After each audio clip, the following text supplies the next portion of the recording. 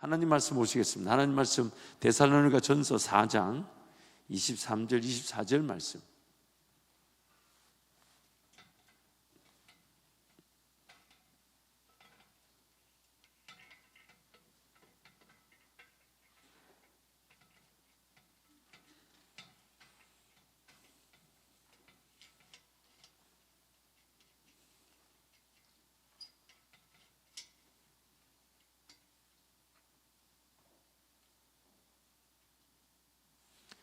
데살로니가전서 5장 23, 24절 말씀, 우리 두 절 말씀 함께 선포합니다. 평강의 하나님이 친히 너희를 온전히 거룩하게 하시고 또 너희의 온 영과 혼과 몸이 우리 주 예수 그리스도께서 강림하실 때 흠없게 보존되기를 원하노라. 너희를 부르시는 이는 미쁘시니 또한 그가 이루시리라. 아멘. 너희를 부르시는 이는 미쁘시니 또한 그가 이루시리라. 영어로 보니까 The one who calls you is faithful and he will do it. 부르신 이가 그것을 행하실 것이다. 여러분, 오늘 우리는 지금 몇 주째 소명과 사명에 대한 얘기를, 그래서 지난주는 좀 더 그 소명과 사명에 대한 구체적인 적용 차원에서 그리스도인에서 그 삶의 빛과 소금의 역할을 감당하는 것에 대해 얘기했어요. 다시 말하면 우리 인생은 소명이라는 반석 위에 사명이라는 집이 지어지는 겁니다. 이것을 우리가 지난 1년 동안 계속해서 살펴봤죠. 이것은 그릇 안에 담겨지는 것이다. 그렇죠? 담겨지는 것. 그 다음에 반석 위에 집이다. 또 가지에 가지가 붙은 나무 열매다. 이 세 가지 대표적인 예를 들면서 소명이라는 것은 부르심이죠. 콜링이라고 그러죠. 콜링, 부르심. 사명은 미션이죠.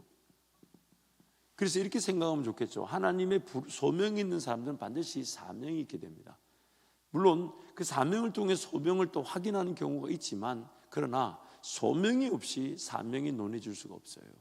하나님의 그 부르심이 확인되지 않았는데 사명이 주어지는 경우가 없어요. 그러니까 이게 무슨 얘기냐면, 하나님과의 관계가 확인되지 않았는데 진로의 길을, 사업의 길을, 직장의 길을 모색한다는 것 자체가 순서가 틀린 거죠. 그러니까 평생이 내가 하나님의 부르심을 확인해 보지 못한 채 내 인생을 살아내야 되는 그 안타까움에 빠지게 되는 겁니다. 이해가 됩니까? 하나님이 나를 부르셨고, 하나님 그 부르심에 내가 합당하게 하나님의 자녀로서 하나님의 음성을 듣고 하나님 예배할 줄 알고 하나님 그분을 따라가면 되는데, 근데 그 소명이 확인되지 않는 채 사명만 자꾸 구합니다. 무슨 일 하면 되냐, 누굴 만나면 되냐, 어떤 일 하면 되냐, 어디 가서 뭐하고 살면 되냐. 그러니 이 사명이 소명 없는 자들에게는 평생 물음표죠. 소명 없는 자들에게는, 소명이 확인되지 않은 자들에게는 사명은 평생 물음표예요. 그러니까 평생 기도 제목이 이거 말고 더 좋은 일이 없냐, 이거 하면 잘 사라지냐, 그 다음에 누굴 만나냐, 어떤 일을 하면 되냐, 이게 계속 기도 제목이야. 왜 그게 기도 제목인지는 분명히 그 소명, 하나님 날 부르셨다라는 그 소명을 모르니까, 하나님과 관계 중심의 삶이 안 되니까, 음성이 안 들리니까. 그래서 그런데 하나님과의 관계 중심의 삶도 안 되고 음성도 안 들리고 목자 되신 예수님도 잘 모르는데 삶을 살아야 되니, 그런데 신앙이라는 게 뭔지는 아니까 계속 질문을 뭘로 던지냐, 소명을 확인해 보진 않고 사명만 자꾸 기도 제목으로 자꾸 사명만 이루어 달라고. 어떤 직장 가면 되냐, 무슨 일 하면 되냐, 내가 뭘 잘하느냐, 누굴 만나면 되냐, 이게 계속 기도 제목이야. 왜 기도 제목이냐면 이 소명이 반석처럼 자리를 잡고 있지 않아서. 반드시 이 소명이 반석처럼 자리를 잡으면 사명은 나타날 수밖에 없는데, 하나님의 길을 인도할 수밖에 없는데, 아멘. 하나님 그분 내 삶을 하나님의 영광의 그 길에서 함께 동행할 수밖에 없는데, 아멘. 그 소명이 확인이 안 되니까 사명만 붙들고 사는 겁니다. 근데 사명이 평생 물음표죠. 과연 이 길이 맞을까? 이거 하면 되나? 그래서 이 소명은 우리의 정체성을 얘기하는 거죠. 우리의 정체성은 우리가 어둠에 갇혀 있다가 빛으로 부름을 받았죠. 그렇죠? 빛으로. 사망에 갇혀 있다가 어디로 부름을 받았어요? 생명으로.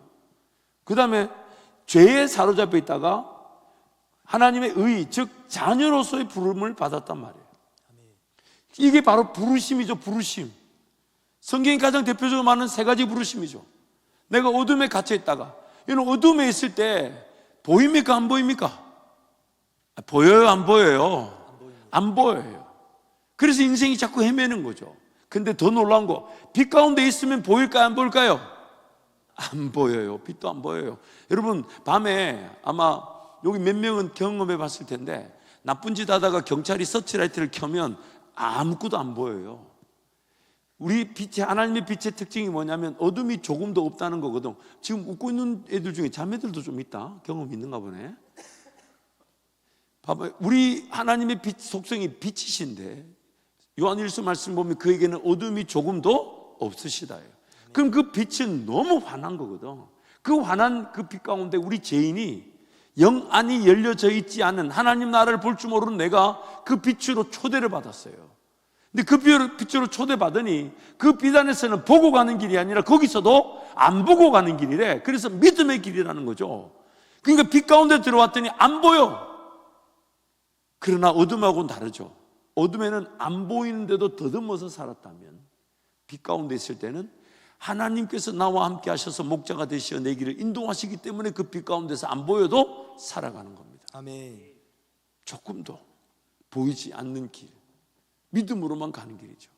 또한 내가 얼마나 사망, 늘 불안하고 염려, 근심, 걱정, 두려움, 그 사망에 붙들려 있는데 이제 생명으로 와서 하나님의 평안과 위로와 또 하나님 그분이 나와 함께 하신다는 그 안정감, 그것이 바로 생명이죠. 생명.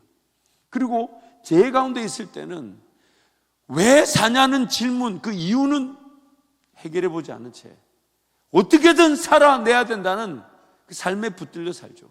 그러다 보니 기껏 잘해봐야 먹고 마시고 입는 문제 해결하고, 은퇴하고 나면 그 위에 삶 준비하고, 아니 언제 죽을지 모르면서 살아내야 되는 삶이 전부인 거예요. 그걸 이렇게 말해요. 죄에게 사로잡혔다. 죄가 이끄는 대로 그냥 끌려갔다. 너무 신기하지 않아요? 그럼 오늘 밤이라도 하나님 내용을 데려가실 수? 오늘 밤이라도 내용을 데려가실 수? 아니 왜 이렇게 불편해? 안 가고 싶은 사람 있어요? 오늘 밤이라도 내용 하나님 데려가실 수 있다. 그럼 오늘 나한테는 뭐가 제일 중요합니까? 예배가 지금 이 정도로 드려져도 될까요? 나와 하나님과 관계 이 정도로 괜찮을까요? 그 천국 가면 하나님 이런 분이네, 그때서 알 겁니까? 너무 신기하지 않냐 이 말이에요. 그만큼 우리가 죄에 붙들려 있다는 거예요. 그런 나를 하나님이 부르셨으니, 어떤 사람은 한 요 정도 위치에 서 있는 사람이 있겠죠. 아직은 어둠에 좀 가까우나 방향은 빛으로 가니까. 어떤 사람은 한 요 정도 위치에 있는 사람이 있겠죠. 그렇죠? 왜요? 성장이라 그랬습니다. 그래서 우리는 모두 영적인 과도기를 이 땅에서 보내고 있어요. 하나님의 사람으로서의 그 가치를 성화라 그럽니다. Sanctification. 이 성화란 말이 뭐냐면 거룩한 변화를 얘기하죠. 근데 거룩한 변화를 다른 말로 뭐냐면 영적 과도기라 그럽니다. 즉 어느 지점에 완성되어져서 결승점을 통과하듯이 그렇게 이 땅에서 변화의 종착점은 존재하지 않아요. 평생 영원한 성장입니다. 물론 이 영원한 성장도 영화로 바뀌게 되죠. 성화도 영원한 성장이지만 영화, 즉 내 삶이 죽어 천국 가게 되는 날 영원한 성장이 온전히 이루어지게 되죠. 그러나 이 땅에서는 성화, 거룩의 변화는 영적 과도기입니다. 항상 어제보다 오늘, 오늘보다 내일이 다른 겁니다. 왜요? 은혜 위에 은혜의 길을 걸어가고, 믿음에서 믿음으로 나아가고, 아멘. 생명에서 생명을 얻게 되고, 아멘. 내가 본 영광을 더 큰 영광의 시작밖에 안 되니까 영적인 과도기가 되는 것이죠. 아멘. 그래서 하나님은 지금 우리를 이런 성화를 위해 부르셨단 말이에요. 과도기란 말은 끊임없는 변화죠. 이거 자체가 삶의 목적인 거예요. 뭔가 내가 이만하면 족하다 할 데가 없어요.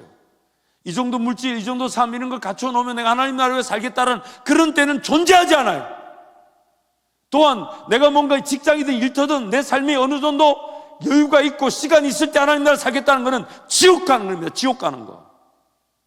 그게 아니라 하나님 나라를 언제 부르시든 간에 지금이 하나님 나라 사명의 길, 아멘. 소명의 길을 걸어가는 것이고, 아멘. 지금이 하나님을 섬기는 때고, 아멘. 지금이 제일 좋은 때고, 아멘. 지금이 은혜의 날이고, 아멘. 지금이 구원의 날이라는 거예요. 아멘. 그게 인생이에요. 아멘. 그럴 때 하나님 어제보다 오늘 더 큰 은혜를 주시고 오늘보다 내일 더 놀라운 은혜를 쏟아부어 주시더라는 겁니다. 아멘. 그래서 영적 가독이고 끊임없는 변화예요. 그래서 지금 오늘 말씀을 소명에 따른 사명이라고 소개하고 싶어요. 그래서 오늘 데살로니가 전서 말씀 보니까 우리를 부르셨다, 또한 그 부르심을 어떻게 하신다? 성경 구절에 나오잖아. 24절에 뭐라고 하신다? 이루신다. 부르셨다, 또한 어떻게 하신다? 이루신다. 이루신다. 아멘. 이루신다. 아멘. 이루신다. 아멘. 이걸 제가 다른 말로 좀 바꿔 설명할게요. 하나님께서 날 부르신 것이 분명한 진리라면, 창세 전부터, 세상 창조하기 전부터 나를 자녀 삼으신 계획이 분명한 계획이라면 하나님 절대로 실패하지 않으시기에 이루시는 거죠. 그렇죠? 근데 다른 뜻이 있어요. 그게 뭐냐면 세상이 내 마음대로 잘 살아지지 않는다. 세상이 내가 원하는 대로 살아지도록 내버려 두지 않으신다. 그러니 하루라도 빨리 하나님 앞에 항복하는 게 제일 안전하다. 이게 포함되어져 있어요. 그가 이루시겠다는 것은 그가 나를 포기하지 않으신다는 거죠. 그런데 내 욕심 정욕에 따라 그렇게 살도록 하나님께서 허용하실 때가 있더라는 거예요. 그런데 그것도 나중에 다 무너지는 걸 경험하고 나서 항복하게 되는 계기가 되죠. 아멘. 그러니 무너지기 전에 하나님 앞에 삶을 드리는 게 좋지 않냐는 것이 성경에서 계속해서 얘기합니다. 아멘. 계속 인생이 그렇게 허비되는 겁니다. 낭비되는 겁니다. 신앙 공동체로 가다 보면 누구의 신앙이든지 간에 함부로 폄하되거나 평가절하돼서는 안 됩니다. 그런데 맛보는 은혜가 다릅니다. 맛보는 은혜가 다릅니다. 은혜는 절대성을 갖고 있어요. 즉 예수 그리스도께서 자기 백성을 단 한 명도 잃어버리지 않는다는 절대성을 갖고 있습니다. 우리를 절대로 포기하지 않으신다는 거죠. 아멘. 그리고 그 자기 백성들은 저와 여러분은 하나님의 절대적인 사랑 안에서 또한 상대적인 성장을 갖습니다. 여러분 인생길 이렇게 같이 성장해 왔는데 성장해 오면서 경험치와 지식치가, 경험의 양과 지식의 양이 상대적입니다. 같은 공교육을 받았고 같은 시대를, 똑같은 날짜를 거의 같은 해에 태어나서 같이 자라온 친구들끼리도 보세요. 그 인생의 경험치와 지식의 양이 상대적입니다. 구원도 거듭남이라고 그래서 다시 태어난 인생이라고 그래요. 근데 다시 태어난 인생들이 맛보는 하나님의 경험량과 지식량이 상대적입니다. 그리고 이 경험량과 지식량이 상대적이라는 얘기는 이것이 천국에 가서도 상대적입니다. 고린도전서 15장에 보면 해의 영광이 다르고 달의 영광이 다르고 별의 영광이 다르답니다. 그때 가면 우리 서로 차별하지 않을 거예요. 마치 이 땅에서 누군가 하나님을 더 경험하는 것을 다른 죄인들이 부러워하지 않듯이 이 땅에서도 하나님을 더 알아가는 그 지식의 즐거움에 누군가는 그것에 목숨을 걸지만 누군가는 그것을 부러워하지 않듯이 천국 가도 마찬가지입니다. 그 은혜가 상대적입니다. 그래서 그걸 상급이라고 합니다. 참 재밌죠. 이 땅에서도 하나님을 알아가는 경험, 하나님 알아가는 지식, 그걸 누군가 더 많이 추구한다고 별로 부러워 안 해요. 별로 부러워 안 해요. 근데 그 사람만 알죠. 하나님 음성이 들리는 것과 성령 하나님의 동행에 민감한가, 그리고 예수 그리스도의 그 사랑, 목자 되신 주님의 음성을 듣는 즐거움, 그 사람만 압니다. 근데 천국 가면 이 땅에서 행했던 그 모든 것들이 천국에서의 삶의 가치를 결정하는 기준이 됩니다. 그리고 상대적입니다. 그래서 어른들끼리 그런 말 종종 썼죠. 여러분 어렸을 때 이렇게 들어봤을 텐데, 개털모자, 금물류관, 이런 묘를 많이 쓰죠. 천국에 상급이 있기 때문이에요. 그래서 오늘 우리는 하나님의 부르심에 따라 그 길에서 하나님이 이루시는 사명, 그것에 따라 사라지는데, 앞에서 했던 대로 소명을 모르면, 소명이 확인이 안 되면 사명은 알 수가 없죠. 근데 너무 안타까운 것은 소명을 모른다 해도 사명적 착각은 늘 있죠. 아까 얘기한 대로 직장을 어떻게 하면 좋겠냐, 누굴 만나면 좋겠냐. 근데 그런 기도를 던지는 사람들마다 제가 그 안에 들어가 보면 공통적인 문제가 있어요. 그게 뭐냐면 하나님 앞에 인내하며 기도했던 하나님 관계 중심의 삶을 지향하지 않으면서 막상 뭔가 결정해야 되고 뭔가 길을 걸어가야 할 때는 그게 그렇게 궁금해해. 참 대단하죠. 평상시에 하나님과의 관계 중심의 삶, 음성을 기다리고 음성을 듣고 매번 수련회 가서 Q&A 하자는데 이제는 절대 안 한다. 그거 안 한다. 질문이 딱 3가지밖에 없어. 배우자는 어떻게 만나냐. 아휴, 그놈의 배우자. 내가 하나님의 소명에 따라 사명의 길 걸어가면요, 내 먹고 마시고 입는 문제가 되듯이 배우자도 하나님께서 자연스럽게 이루어 주실 텐데, 지가 사명의 길을 안 가면서, 지가 하나님과 관계 중심의 삶을 안 살면서 배우자를 그렇게 잘 만나고 싶어 몸부림쳐. 잊지 말아요. 배우자를 결정하신 하나님의 기준은 바로 내 기준과 내 실력에 맞춰서 준다고. 누군가를 내가 좋아한다 할 때 다른 게 아니라 하나님과 나와의 관계의 삶, 그 기준에 따라 내가 그 사람을 볼 줄 아는 거예요. 내가 그 사람을 정하는 거야. 하나님의 그 전체적인 뜻이 뭐냐면 하나님 그분의 주권에 따라 만남이 아니라 내가 내 원하는 사람을 만나는 거예요. 그러기에 내가 지금 두려워야 될 것은 내가 하나님과 관계 중심의 삶을 살면서 내 영적인 육적인 실력을 키워야지, 배우자의 조건을 바꿀 게 아니고 내 실력을 키워야지. 하나님과 관계에서 하나님 그분 때문에 즐거워서 그 길을 달려가 봐요. 사람은 만날 수밖에 없고 결혼은 될 수밖에 없고 안 해도 괜찮지. 내가 하나님과의 관계에서 살아가는데, 그런데 하나님과의 관계에서 하나님 중심의 삶을 살지 않으면서 그렇게 듣고 싶어 하는 건 많아, 보고 싶어 하는 건 많아. 그게 결국 점을 치는 거하고 뭐가 다르냐 이 말이에요. 신앙을 도깨비 방망이 휘두르는 것과 뭐가 다르냐 이 말이에요. 소명을 모른 채 사명만 추구하고 삽니다. 이게 오늘 우리의 영적 최대 위기죠. 소명을 확인해 보지 않은 채 하나님 나를 어디로 어떻게 불러내서 어떻게 나를 인도하시는지, 그 소명, 하나님과 나와의 관계, 이런 걸 일절 확인해 보지 않으면서 뭔가 해야 될 일, 할 수 있는 일, 그 사명적 위치에서의 그런 역할만 자꾸 물어봐요. 그러니까 여러분, 하나님 대답하시던가요, 안 하시던가요? 하나님 가르쳐 줘요? 안 가르쳐 주지. 아니, 못 가르쳐 주지. 할 말이 없지. 하나님과의 관계가 안 돼 있는데. 그래서 하나님은 소명에 따라 나를 사명자로 부르신 거예요. 소명에 따라 사명자로 부르신 거예요. 그래서 부르신 분이 또한 어떻게 하신다고요? 이루신다는 거예요. 아멘.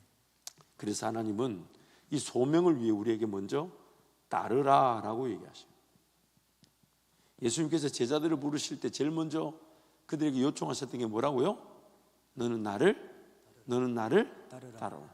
따라라는 말은 뭔가 네가 뭐 바뀌고 와라, 이거 해라, 이게 아니라 너는 아무것도 모르니까. 왜? 어둠에 있던 자가 빛을 압니까?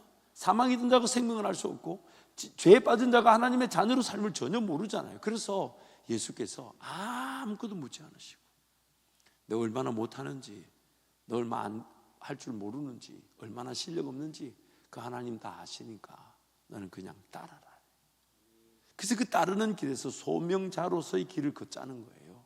하나님과 관계 중심의 삶을, 예배를 따르고 하나님 세우신 리더십에 순종하며 따르고, 그 따를 때 그 사람이 배우게 되죠.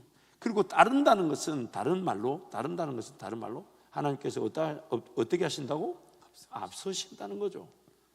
내가 하나님보다 앞서가면 안 된다는 거지. 그러니까 어떤 결정을 하든지 어떤 선택을 하든지 간에 하나님께 물어야 되죠.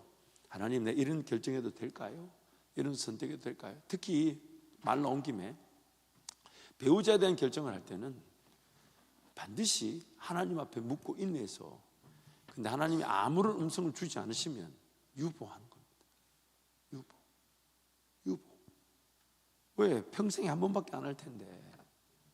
평생 한 번밖에 안 하잖아요. 그래서 제가 승주 엄마하고 40일 동안 기도원에 갔던 거예요.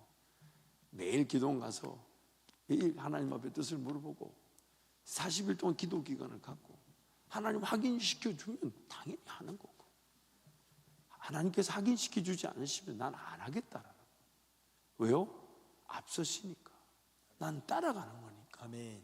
앞서시니까. 아멘. 난 따라가는 거잖아. 아멘. 내가 앞서면 안 되잖아요. 아멘. 따르잖아. 그래서 따른다는 것은 또 다른 말로 앞서시는 것이고, 앞선다는 것은 다른 말로 하나님께서 나와 함께 하십니다. 아멘. 이스라엘 백성들이 행군을 할 때 항상 하나님의 말씀인 임재인 법궤를 제일 앞에 세우고 세계 지파가, 그 다음에는 성막에 필요한 외장제라고, 외장제를, 그리고 또 세계 지파가, 그 다음에는 성물, 하나님 그분의 그 제사를 드릴 때 필요한 기구들, 그런 것들이 먼저 쌓여져서 따라가죠. 그래서 이스라엘 백성들의 실제 행군은 하나님의 말씀, 법궤, 임재를 따르는 것이고, 그 뒤로는 하나님의 그런 성막, 관계 중심의 물건들을 보호하듯이 지고 따라가요.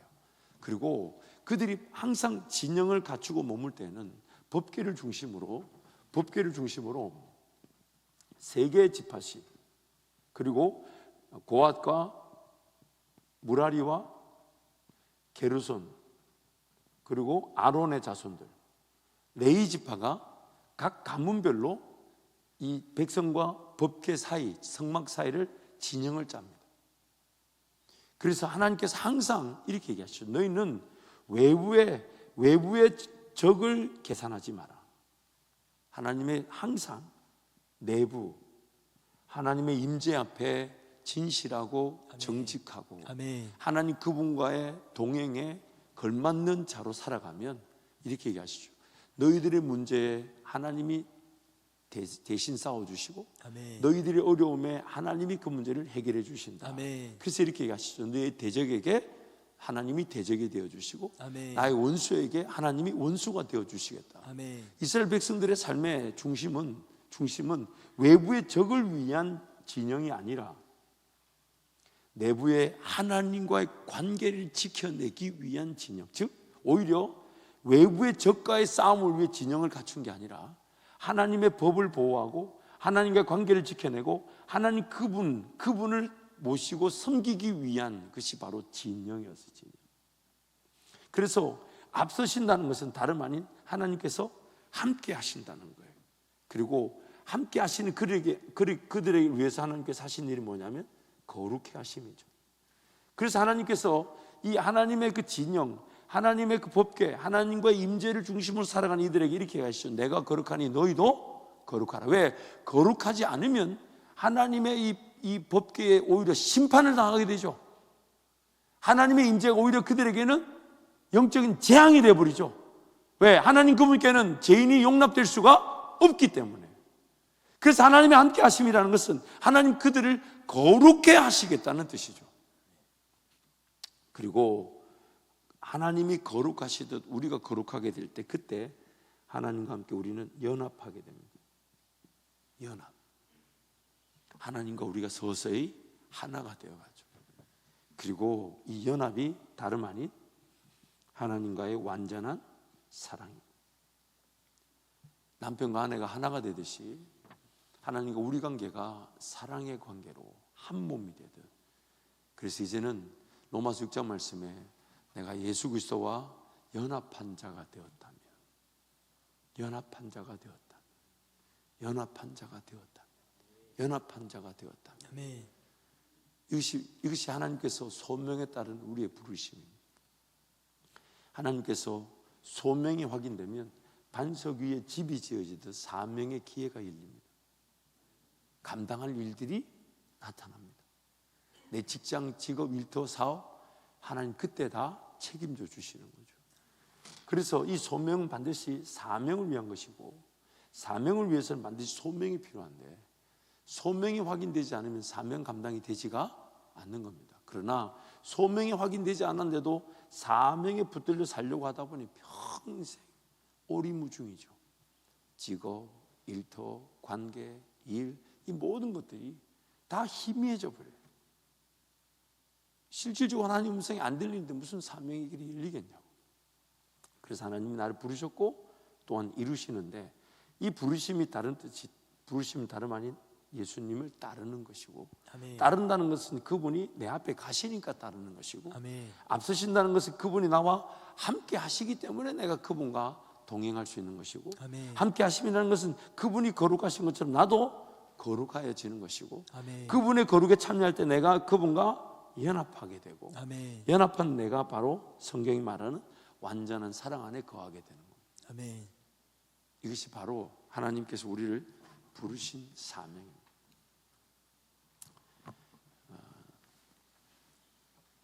하나님은 우리를 필요로 하시는 분이 아니십니다. 그래서 그분을 삼위일체라고 그러죠. 성부, 성자, 성령, 삼위일체라고 해요. 이 세 분이 영원 전부터 영원까지 함께 하시는데, 이 세 분이 함께 서로가 서로에게 모든 것을 다 알고 계시다 보니까 하나이면서, 그래서 한 분이시면서 세 분인 거예요. 우리 인간의 이성으로는 그분의 존재적 그 설명을 할 수가 없죠. 그러나 성령과 성부 간의 사랑을 성자가 칭송하고요, 성부와 성자 간의 사랑을 성령께서 칭송하고요, 성령과 성자 간의 사랑을 성부가 증인이 되어 주시죠. 그래서 이 사랑 안에 성부, 성자, 성령이 영원 전부터 영원까지 그 어떤 것도 필요로 하지 않는, 실질적으로 하나님 그분이 만드신 것이 하나님 그분의 필요를 해결한다, 이건 철학적으로 명제가 틀린 말이에요. 내가 만들 수 있는 것이 내 필요를 해결할 수 있는 게 아니에요. 내가 만들 수 있는 것은 언제든지 만들어 그 필요를 해결하면 되기 때문에, 하나님은 우리를 필요로 해서 만드신 게 아니에요. 이렇게 얘기하죠. 이 세 분의 사랑을 맛보는 것, 아멘. 사랑의 관계. 그 세 분의 사랑, 영원 전부터 영원까지 뭘 필요로 하신 분이 아니야. 그런데 이 분들이 삼위일체, 세 분이신 한 분이신 하나님께서 일을 작정하셨답니다. 작정, 뭔가 하기로 계획하셨다는 거예요. 그게 뭐냐면 하나님의 형상을 닮은 자들을 미리 예정하여 그들과 사랑의 관계를 누리자라는 것을 결정하셨다는 거예요. 아멘. 그러니 이 일은 우리 눈앞에는 지금 좀 더 불완전하고 제 가운데 타락하여 실패한 듯 보이지만, 하나님 분명히 재림의 날을 정해두시고 그 날에 이것이 온전히 이루어지게 되죠. 아멘. 그래서 하나님께서는 그런 죄로 말미암아 타락한 우리와의 그 깨어진 관계를 예수 그리스도로 회복하시고, 아멘. 그래서 성자 하나님과의 관계 속에 우리가 이제 그 안에 관계로 들어가게 되죠. 그래서 우리란 존재가 하나님의 자녀로서 성자와 하나가 될 때, 사랑의 관계 속에 연합하게 될 때, 우리는 성자와 함께 삼위일체 하나님의 사랑 안에 함께 들어가게 됩니다. 이것이 완성되는 날이 천국이죠. 그래서 지금 이 땅에 존재하는 우리 모든 하나님의 사람들은 예수 그리스도와 연합할 수 있는, 즉 사랑의 관계로 하나가 될 수 있는, 남편과 아내가 사랑의 관계 속에 하나가 되듯 그리스도와 교회인 우리가 하나가 되어서 성자 안에서 우리가 한 몸을 이루게 될 때, 연합할 때, 나는 없고 예수만 살 때, 나는 죽고 예수만 부활할 때, 아멘. 나는 존재는 없고 예수만 나타날 때, 아멘. 그 예수와 함께 성부, 성자, 성령의 삼위일체 사랑 안에 영원한 사랑의 관계에 우리도 들어가게 되는 겁니다. 아멘. 그래서 오늘 우리는 포기될 수 없는 인생으로 부름을 받은 겁니다. 아멘. 우리는 절대로 포기될 수 없는 인생으로. 아멘. 그러게 오히려 우리가 예배를 드릴 때마다 아파야 될 게 뭐냐면, 나 같은 죄인이 얼마나 죄인인지 이런 거 봐야 되는데 이런 게 안 보이는 거예요. 나 같은 죄인이 얼마나 죄인인지 오늘 밤이라도 죽을 줄 알면서 그 천국에 대한 동경과 사모함이 없다는 거예요. 나 같은 죄인이 얼마나 죄인인지 상대적인 가치, 누군가는 그걸 알고 그걸 사모하고 그걸 맛보려고 자신의 삶 전부를 거는데, 나는 그것보다는 그냥 이 세상에서 지나갈 거, 그런 쓸데없는 습관, 유행, 오락, 문화 이런 데 미쳐가지고 맨날 이거 하고 막 어느 정도는 필요할 수 있겠지만 자기 자신을 볼 줄 알아야 되지 않을까요? 내가 지금 즐거워하고 내가 지금 기뻐하고, 또 나는 무엇을 위해 살고 왜 살고, 내가 지금 추구하는 내 직업, 내 삶은 과연 이것이 옳은 것인가?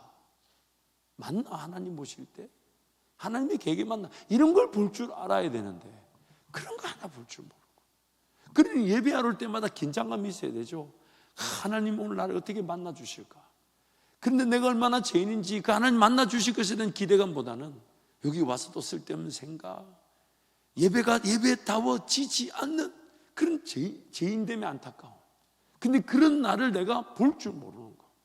다음에 한 명씩 돌아가면서 카메라로 영상을 찍어줘 봐봐. 자기 예배 장면을 좀 보게끔. 한 텀씩 이렇게 하면 한 4주면 되겠다. 영상을 비춰, 자기가 예배를 어떻게 드리는지 자기 꼬라지를 한번 보게 한번 만들어 줘 봐봐.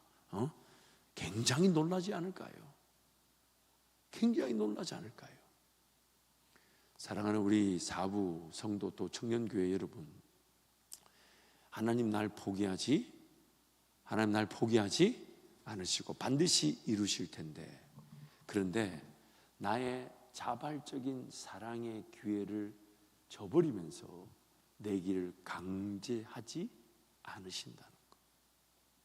왜냐하면 나는 하나님의 사랑의 대상자니까. 그래서 하나님께서 나한테, 야, 내가 너를 위해 이런 걸 계획해놨고 저런 일을 이루고 싶은데 너 그것에 관심이 없어도, 너 그것에 대한 마음이 없어도 내가 이럴 테니까 너 억지로 와, 이렇게 안 하신다는 거예요. 왜? 사랑이라는 것은 강제로 될 수가 없으니까. 길거리 지나가다가 내가 당신 사랑하기 위해서 당신도 나 사랑이라면 철창 갑니다. 사랑은 강제가 아니니까. 그래서 내가 그렇게 신앙이 없고 하나님께 대한 관심이 없는 그런 미덥지가 않은 상태가 허용됐던 거예요.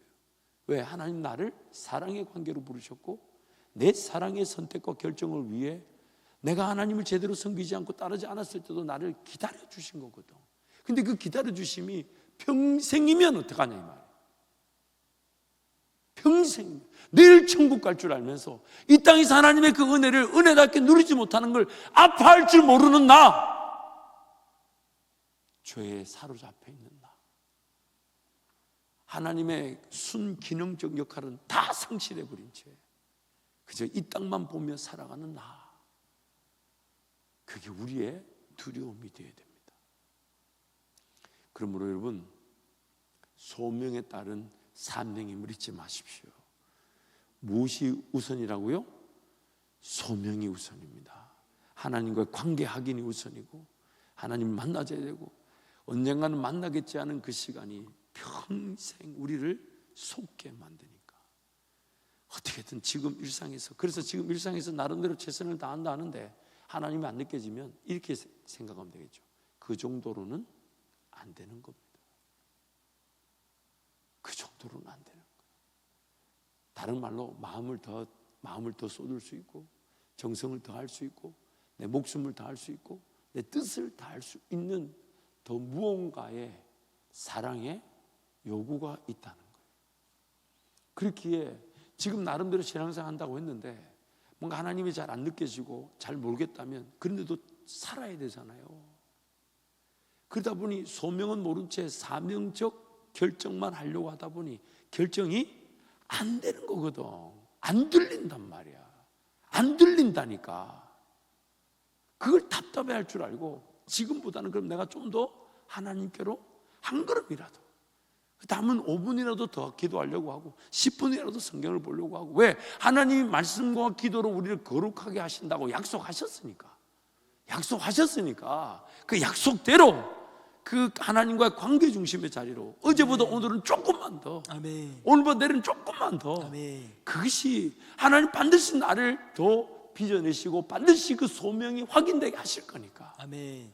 그래서 우리 청년의 때가 여러분 소명을 확인하는 기회의 마지막 때입니다. 이 청년의 때가 아니면 소명을 확인하기에는 시간이 늦어버려요.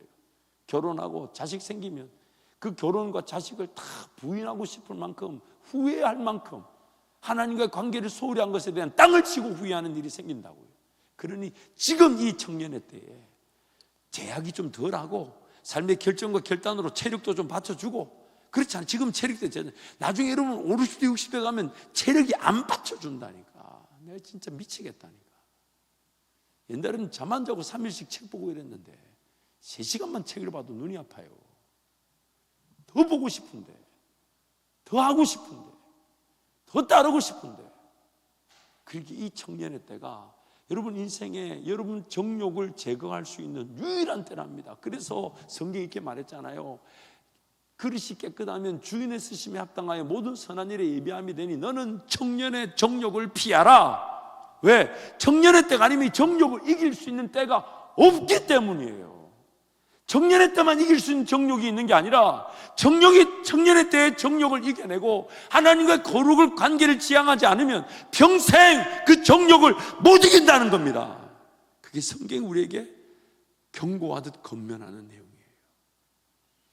사랑하는 우리 청년교회 여러분, 인생의 여러분 때가 다시 돌아오지 않는 마지막 기회입니다. 하나님 그분 앞에 소명을 확인해 볼 수 있는 마지막 기회. 마지막이라니까, 마지막.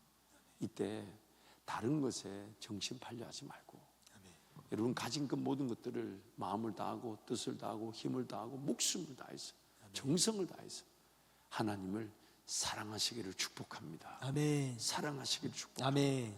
하나님 그분과의 관계 중심의 삶을 살아내어서 아멘. 하나님께서 여러분에게 그 소명, 하나님의 자녀라는 것을 확인시켜 주시고, 아멘.